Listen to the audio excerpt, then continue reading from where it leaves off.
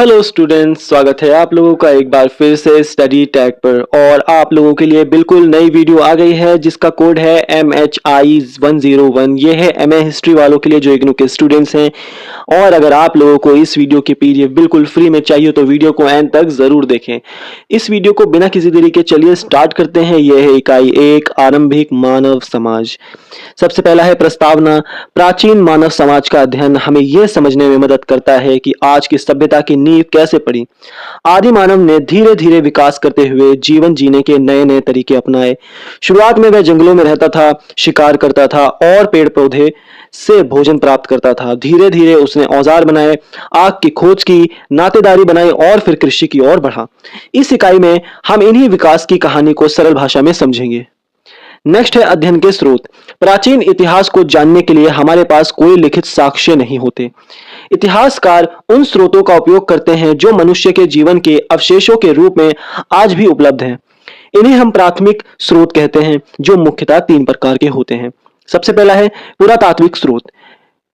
पहला पॉइंट है पुरातत्व का अर्थ पुराने स्थानों और वस्तुओं का अध्ययन। जब वैज्ञानिक और पुरातत्ववादी जमीन की खुदाई करते हैं तो उन्हें मिट्टी के नीचे दबे पुराने औजार, मिट्टी के बर्तन, हड्डियां, मकानों के अवशेष, गुफाओं की चित्रकारी आदि मिलते हैं। नेक्स्ट है ये स्रोत हमें यह बताते हैं कि उस समय के लोग क्या खाते थे, क्या पहनते थे, कहां रहते थे और किन औजारों का उपयोग करते थे।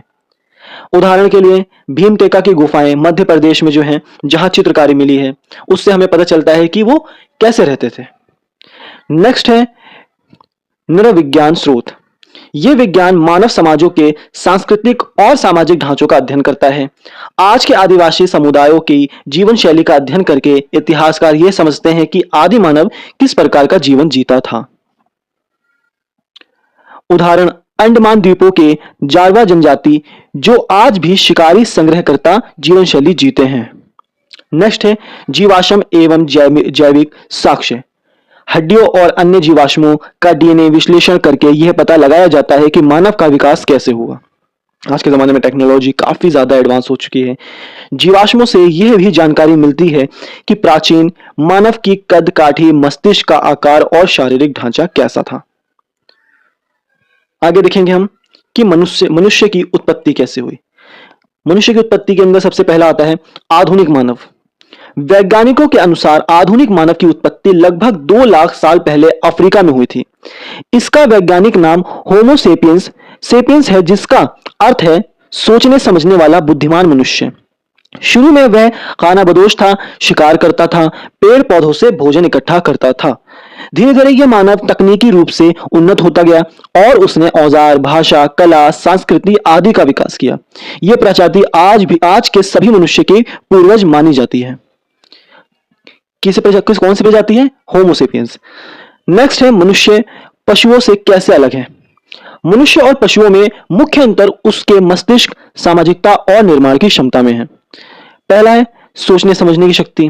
मनुष्य योजना बनाकर कार्य करता है, जबकि जानवर केवल स्वाभाविक रूप से प्रतिक्रिया करते हैं। दूसरा है तकनीक का निर्माण। मनुष्य ने औजार बनाए, कृषि की तकनीक अपनाई, मकान और पहनने के वस्त्र बनाए। ये सब पशु नहीं कर सकते। तीसरा है भाषा और संवाद। मनुष्य ने भाषा बनाई जिससे वह जटिल भावनाएं और विचार दूसरों से साझा कर सकता है। चौथा है समाज की स्थापना। पशु झुंड में रहते हैं, लेकिन मनुष्य ने नियम, कानून, धर्म, नातेदारी, ग्राम और नगर की परिकल्पना की। पांचवा है संस्कृति और परंपरा। मनुष्य ने कला, संगीत, धर्म, संस्कार, तीज, त्योहार जैसे सांस्कृतिक तत्वों का विकास किया। आगे पढ़ेंगे हम औजारों का आविष्कार और आग की खोज। औजारों का आविष्कार। आदि मानव ने सबसे पहले पत्थर के औजार बनाए जो तेज धार वाले होते थे।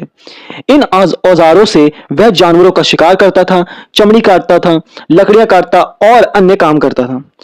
समय के साथ साथ मानव ने हड्डी, लकड़ी और बाद में धातु से भी औजार बनाने शुरू किए। औजारों का विकास मानव की तकनीक, समझ और रचनात्मक का प्रतीक है। नेक्स्ट है आग की खोज।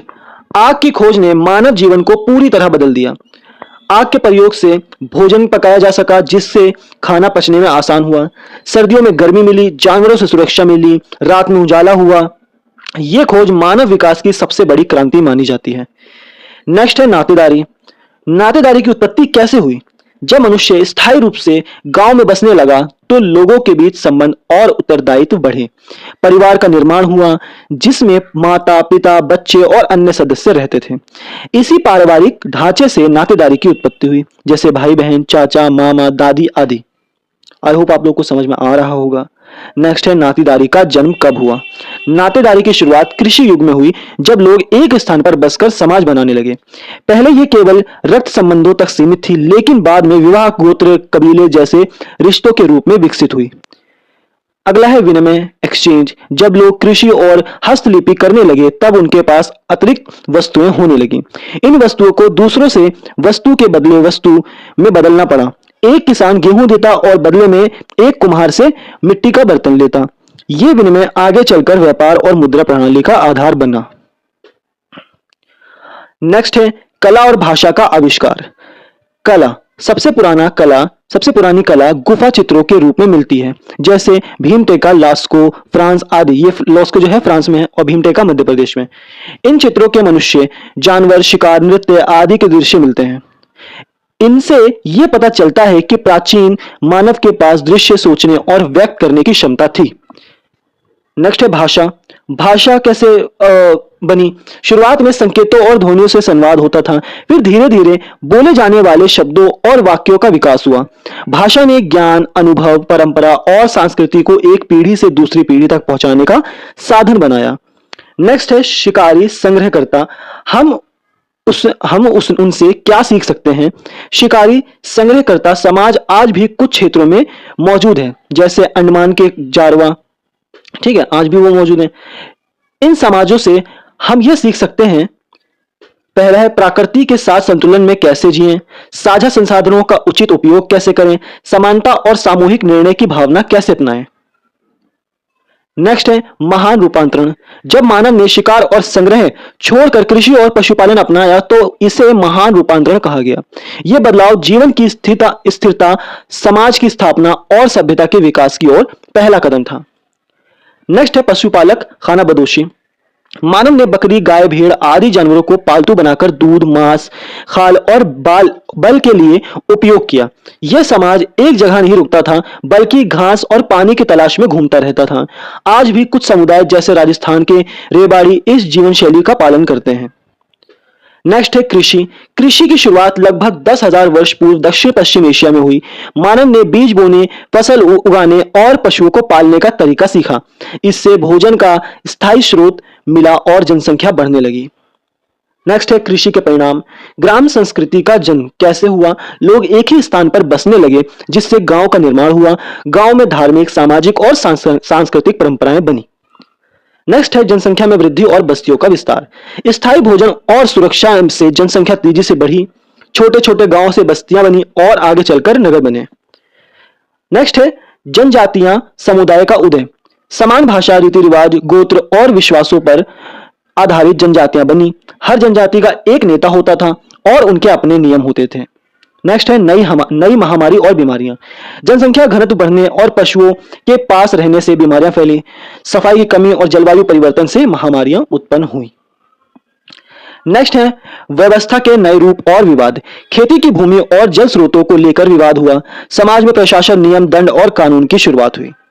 लास्ट है सारांश। इस इकाई में हमने यह जाना कि मानव कैसे जंगली जीवन से एक सामाजिक और सांस्कृतिक प्रणाली बना। उसके द्वारा किए गए आविष्कारों जैसे आग, औजार, भाषा, कला और कृषि ने सभ्यता की नींव रखी। यह इकाई हमें न केवल इतिहास का ज्ञान देती है, बल्कि यह भी सिखाती है कि विकास, सहयोग और ज्ञान की शक्ति से हम कोई भी परिवर्तन ला सकते हैं।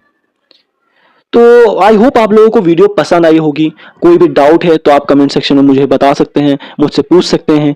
और अगर आप लोगों को वीडियो पसंद आई है तो वीडियो को लाइक करें, चैनल को सब्सक्राइब करें, शेयर करें अपने उन दोस्तों को जिन्हें इनकी जरूरत है।